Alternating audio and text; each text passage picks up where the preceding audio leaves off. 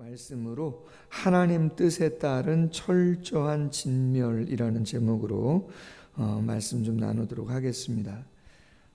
하나님의 뜻을 받아 아합 가문을 멸하라고 부름받은 예후가 모반을 일으킵니다. 아합도 죽었고 또 예후가 그의 아들 요람도 죽였습니다. 그리고 함께 했던 남쪽의 왕 아하시아도 죽였습니다.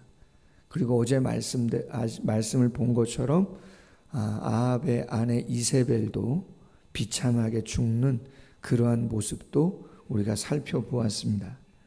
오늘 말씀은 그 모반을 일으킨 예후가 완전히 평정하기 위해서 궁에 있는 아합의 세력을 완전히 제압하기 위해서 오늘 편지를 쓰고 그 아합의 자손들을 완전히 다 멸하는 그러한 내용을 보여주고 있습니다. 첫 번째 나누고자 하는 것은 오늘 1절 이하에 보면 아합의 아들 70명이 사마리아에 있다. 이 아들이라는 단어가 빠님이라는 단어가 사용됐는데 영어로 son, 아들뿐만 아니라 자손, 후손이라고 하는 의미를 담고 있어요. 그래서 학자들에 의하면 지금 아합이 죽은 후 14년이 흐른 시간인데 자손을 많이 둘 수도 있고 직접적인 아들을, 그러나 후손들, 손주들 다 포함한 인원이 한 70명 정도 되지 않겠느냐, 그렇게 이야기를 하고 있습니다. 어쨌든 아합의 자손인 것이죠. 아들이 되었던 손주가 되었던 아합의 자손들인 거야. 그러면 모반을 일으킨 예후의 입장에서는 남겨두고 싶겠습니까? 남겨두고 싶지 않습니다. 다 멸하고 싶은 거죠. 어떻게 합니까? 이스라엘 귀족들, 곧 장로들과 아합의 여러 아들을 교육하는 자들에게 편지를 씁니다. 그래서 뭐라고 편지를 씁니까?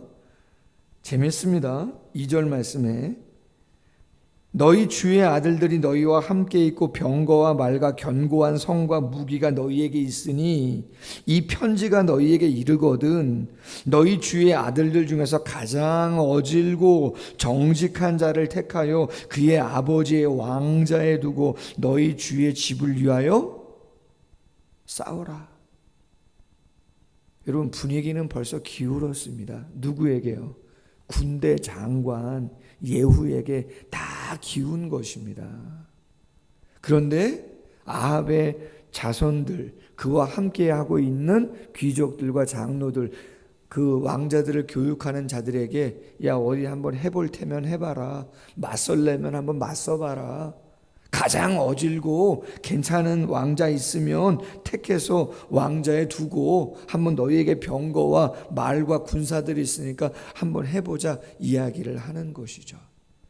근데 제가 첫 번째 나누고자 하는 것은 여러분, 편지를 써서라고 하는 이 표현을 한번 생각해 보면 좀 기억나는 그러한 장면 없습니까?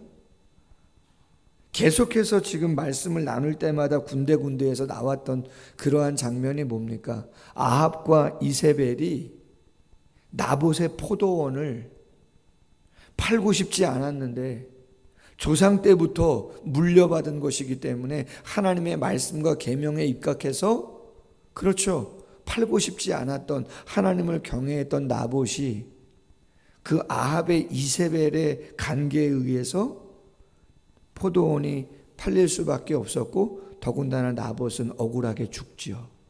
그때 이세벨이 어떻게 했어요? 그렇죠, 그 성의 장로들에게 뭐를 썼어요? 편지를 썼잖아요. 뭐라고 썼어요? 그렇죠, 거짓 증인을 세워가지고 2명을 세워서 나봇이 하나님과 아합 왕을 저주했다고 이야기하라. 편지, 밀서를 보낸 거잖아요. 그래가지고 어떻게 해요?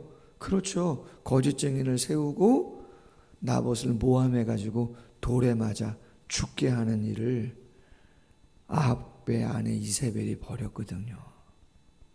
자, 예후가 지금 어떻게 합니까? 편지를 보냅니다. 니네 한번 해보려면 해봐라. 오늘 4절 말씀에 그들이 심히 두려워하여. 성경 말씀에 이런 말씀이 있죠. 마태복음 16장 27절에 인자가 아버지의 영광으로 그 천사들과 함께 오리니 그때 각 사람이 행한 대로 갚으리라. 행한 대로 갚으리라. 갈라디아서 6장 7절 이하에 있는 말씀, 스스로 속이지 말아라. 하나님은 업신여김을 받지 않는다. 사람이 무엇으로 심든지 그대로 거두리라. 자기의 육체를 위하여 심는 자는 육체로부터 썩어질 것을 거두고 성령을 위하여 심는 자는 성령으로부터 영생을 거두리라. 우리가 선을 행하되 낙심하지 말지니 포기하지 아니하면 때가 이름에 거두리라. 할렐루야. 자연의 법칙인 것 같지만 자연의 법칙이 우리의 영적인 삶에도 적용되어지는 부분이 있을 수 있습니다.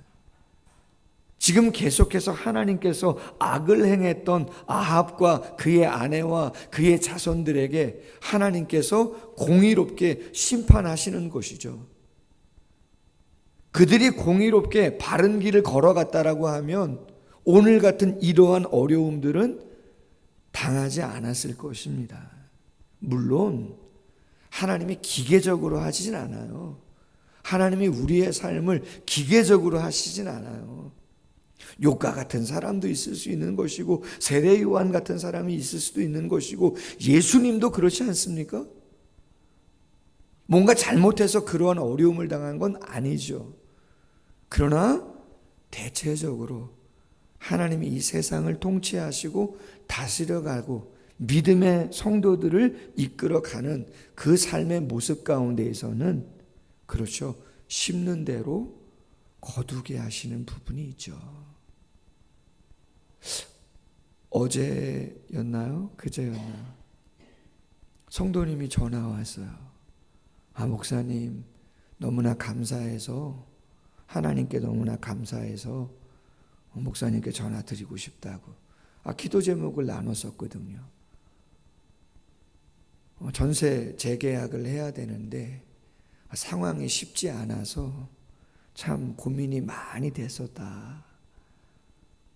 그런데 하나님께서 기도에 응답해 주셔서 이사하지 않도록 하나님이 잘 해결해 주셔서 계속해서 장막터 옮기지 않고 또 거할 수 있도록 인도해 주셔서 너무나 감사하다. 할렐루야.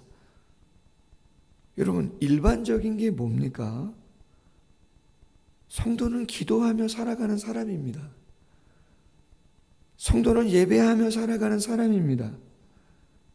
성도는 그렇죠. 용서하고 희생하고 섬기고 베풀고 나누면서 살아가는 사람입니다. 조금 더 인내하고 기다리며 살아가는 사람입니다.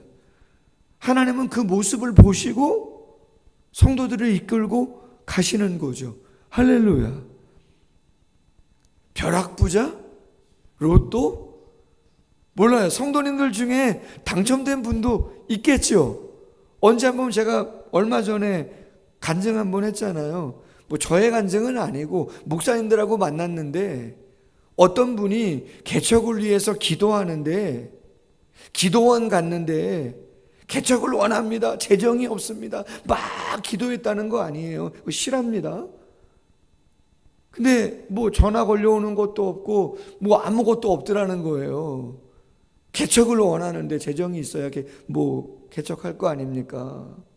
가정에 할 수도 있지만 근데 교통사고가 났습니다. 교통사고가.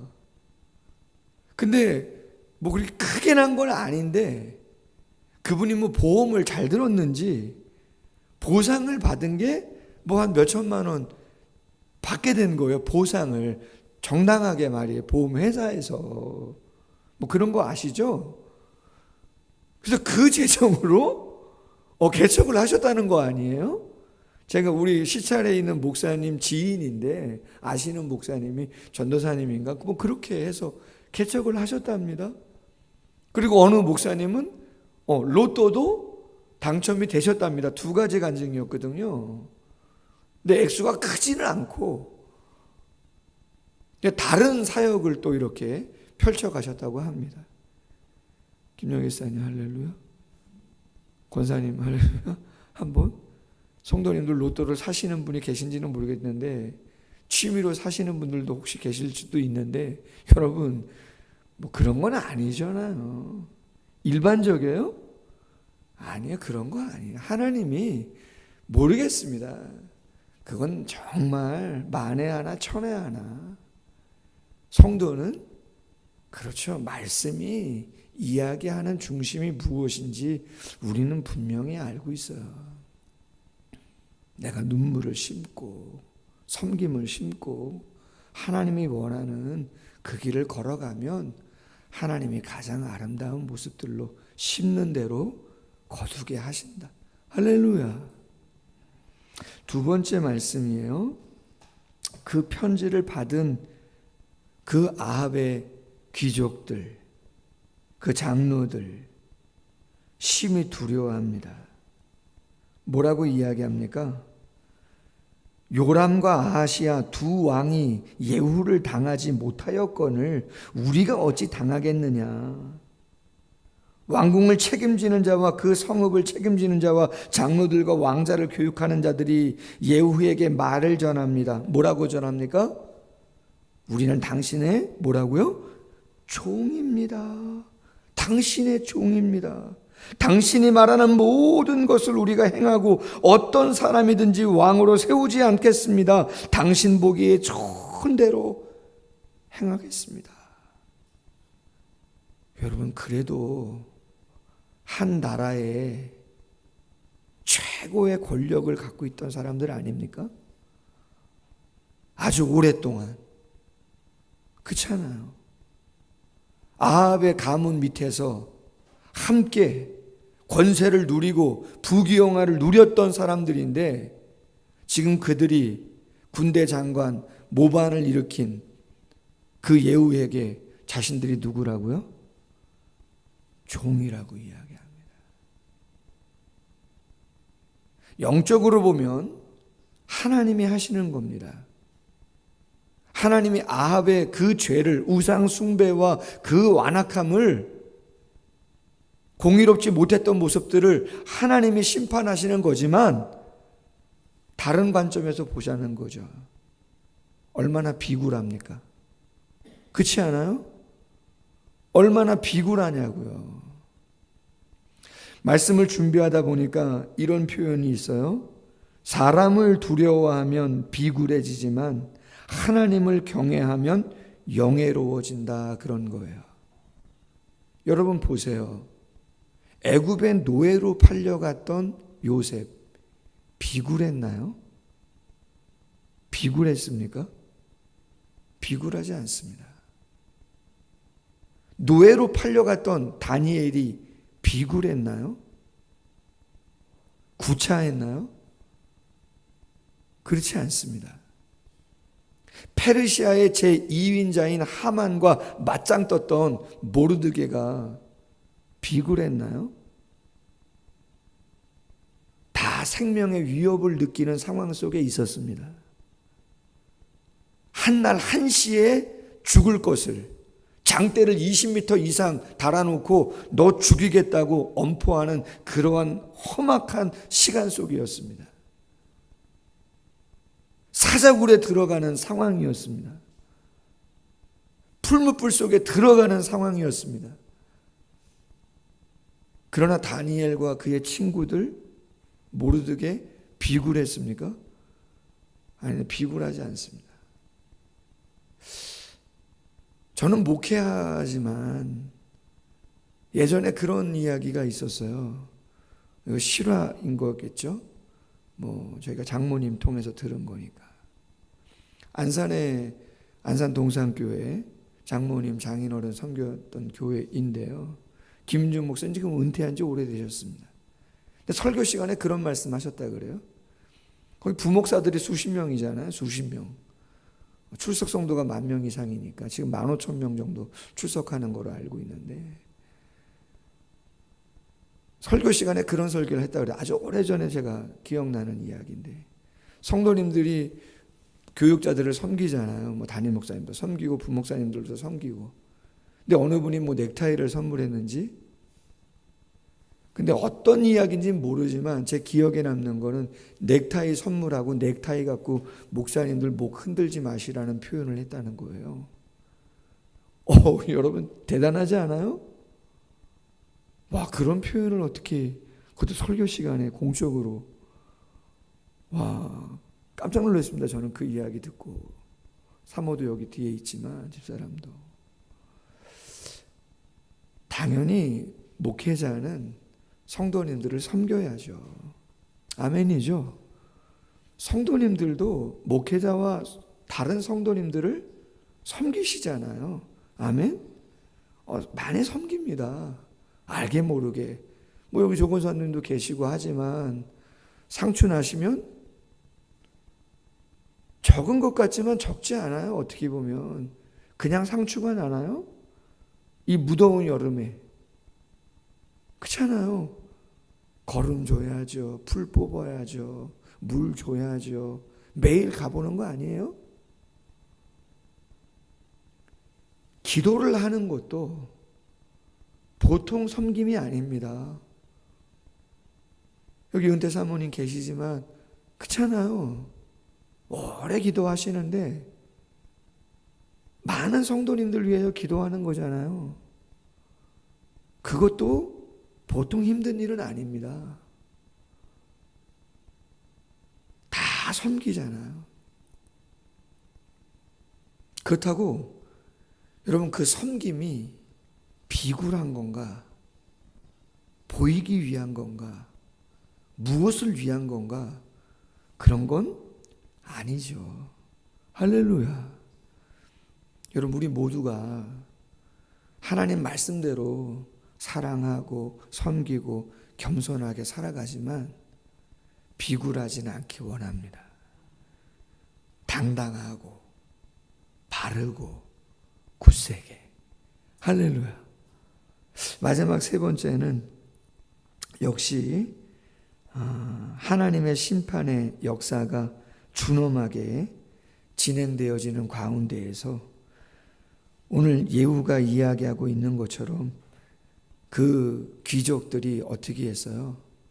아합의 자손들 70명 목을 원한다고 편지를 통해서 보내니까 그들이 그 아합의 자손 70명의 목을 다 쳐가지고 말이죠. 예후에게 보내는 거죠. 그러니까 예후가 그걸 갖고 오늘날 우리나라로 이야기하면 광화문 같은 곳에 성문 가장 많은 사람들이 다니는 그 광화문에 그 머리 70개를 다 쌓아놓고 그렇죠? 많은 사람들이 보라고 이야기를 하고 있는 거죠. 그랬더니 예후가 이야기하는 거예요. 10절 말씀에 너희는 알라 여호와께서 아합 집에 대하여 하신 말씀은 하나도 땅에 떨어지지 아니하고 엘리야를 통하여 하신 말씀이 이제 이루어졌다. 그렇게 이야기하고 있는 것이요. 여러분 이러한 메시지는 우리에게, 이러한 모습은 우리에게 경고의 메시지로 다가옵니다. 고린도전서 10장 11절 이하에 광야 40년 이스라엘 백성들의 삶을 되새기면서 바울이 고린도 교회 성도들에게 이야기합니다.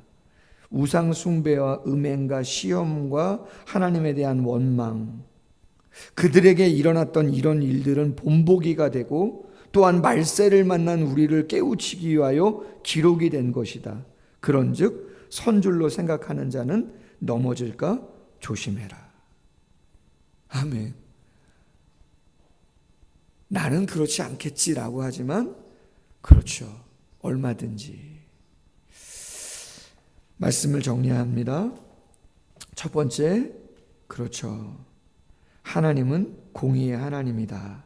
무엇을 심든지 그대로 거두게 하신다.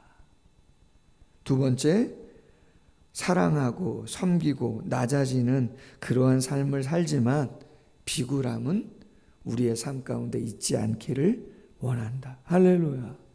그리고 오늘 본문에 있는 모든 말씀들은 준엄한 경고의 메시지가 우리를 향해서도 해당될 수 있기에 깨어서 온전한 길을 가는 우리 모두가 되기를 주님의 이름으로 소원합니다.